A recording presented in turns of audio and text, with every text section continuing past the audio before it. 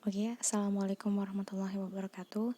Perkenalkan, nama saya Fijri Reski Nendareswari, NRP 093, ingin menjelaskan tentang MMD 2. Nah, jadi setelah kemarin kita sama-sama belajar mengenai bagaimana sih mekanisme MMD 1, 2, dan 3, kemudian sekarang kita akan memberikan contoh bagaimana MMD 2 itu dipaparkan kepada masyarakat.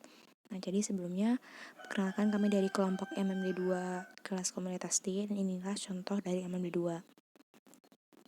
Nah, kemudian ada MMD 2 kan kita sudah sama-sama tahu ya, ada penyebaran kuesioner kan setelah MMD 1, kemudian kita menyebarkan kuesioner dari data sekunder yang didapatkan dari MMD 1. Nah, kemudian kita buat kuesioner. Nah, kuesionernya itu kita buat per agregat. Jadi ada agregat balita, agregat anak usia sekolah, remaja, dewasa, dan juga lansia. Nah, di sini setelah kita mengambil dari data sekunder MMD 1, yaitu banyak balita yang terkena diare. Maka dari itu kita membuat kuesioner tentang diare kepada ibu-ibu dari desa kelurahan tersebut yang mempunyai anak balita di rumahnya. Nah, kemudian ada hasil kuesionernya. Hasil kuesioner balita diare itu bisa dilihat. Kita menyebabkan kuesioner itu ada 3 indikator, yaitu ada indikator pengetahuan, indikator sikap, dan juga indikator tindakan. Nah, di sini ada indikator pengetahuan, hasilnya bisa dilihat sendiri.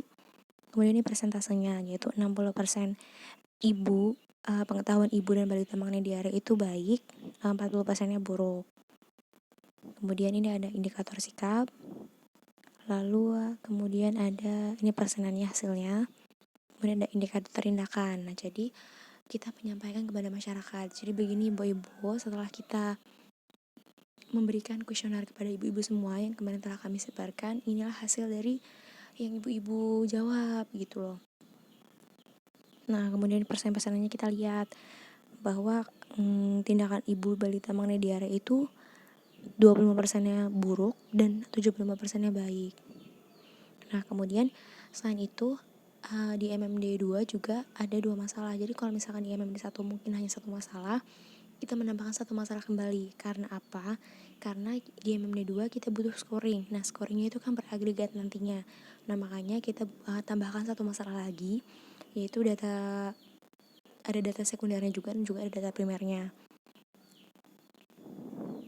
Nah, ini ada hasil kuesioner pengetahuan tentang ISPA, kemudian sikap ibu tentang ISPA, kemudian ada juga tindakan ibu mengenai ISPA. Nah, oke. Selanjutnya itu ada scoring. Nah, sebenarnya mekanismenya itu kan sudah ada di susunan acara di proposal kami, yaitu yang pertama ada pembukaan, setelah itu ada penjabaran masalah. Nah, setelah penjabaran masalahnya ini semua agregat, jadi dari agregat balita sampai dengan agregat lansia. Kemudian setelah kita paparkan semua masalah pada masyarakat, kemudian kita membuat bersama-sama scoring. Nah, tapi scoringnya itu nanti per agregat, jadi dibagi jadi beberapa kelompok, jadi dari agregat balita sampai dengan agregat lansia. Kemudian setelah itu kita buat scoringnya itu kita menggunakan metode Delbek, karena sudah pada tahu ya kalau misalkan di masyarakat atau di komunitas itu baiknya kita menggunakan scoring Delbek. Karena apa? Di sini tingkatan pengetahuan antara individu satu dan individu yang lainnya itu berbeda, makanya kita buat metode scoring menggunakan Delbek seperti itu. Kemudian setelah kita scoring, nah ini kriterianya, keterangan pembuatannya, kemudian ada plan of action yang dibuat per agregat. Jadi nanti di agregat balita misalkan ada 2 masalah. Tadi kan ada masalah diare dengan ISPAK. Setelah kita scoring mana yang lebih utama dan mana yang lebih penting, kemudian kita buat plan of actionnya. Plan of action dari 2 masalah tersebut. Nah, ada kegiatan apa yang dilakukan, kemudian tempat dan waktu, kemudian ada penanggung jawabnya baik dari warga maupun dari mahasiswa. Nah, ini kegiatan yang dilakukannya itu kita sarankan kepada masyarakat. Jadi kira-kira kalau misalkan masalahnya seperti ini, apakah dengan program seperti ini bisa kita jalankan ibu-ibu gitu loh. Yang paling utama itu biasanya tentang pendidikan kesehatan kepada ibu gitu loh. Karena tadi sekitar 40% ibu yang punya balita itu tidak tahu bagaimana apa itu diare dan apa itu ISPA, seperti itu. Nah, kemudian ini ada agregat dari anak usia sekolah. Jadi di MMD 1 itu sudah ada data sekunder mengenai anak usia sekolah. Jadi banyak anak usia sekolah yang mengalami karies gigi dan juga jajan sembarangan, sehingga kita mengangkat dua masalah, yaitu ada karies gigi dan juga perilaku hidup bersih dan sehat atau PHBS. Nah, jadi setelah dari MMD 1 kita dapatkan data sekundernya, kita buat kuesioner untuk door to door. Kemudian ini hasil kuesioner yang bisa disampaikan kepada ibu dengan anak sekolah.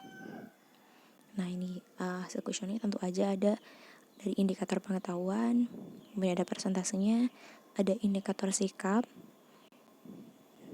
dan juga ada indikator tindakan. Nah, kemudian tadi kan ada tentang karies gigi, sekarang tentang PHBS. Ada pengetahuan, sikap, dan juga tindakan, bisa dibaca sendiri ya teman-teman. Oh ya, kalau misalkan kalian pengen tahu bagaimana kuesioner itu dibentuk, bisa kalian lihat sendiri pada proposal kami yang telah kami revisi, yaitu ada 3 indikator, bisa dibaca per agregat ya. Kemudian ada prioritas masalah dan scoringnya. Scoringnya ini kita buat per agregat dengan metode Dalbeck juga.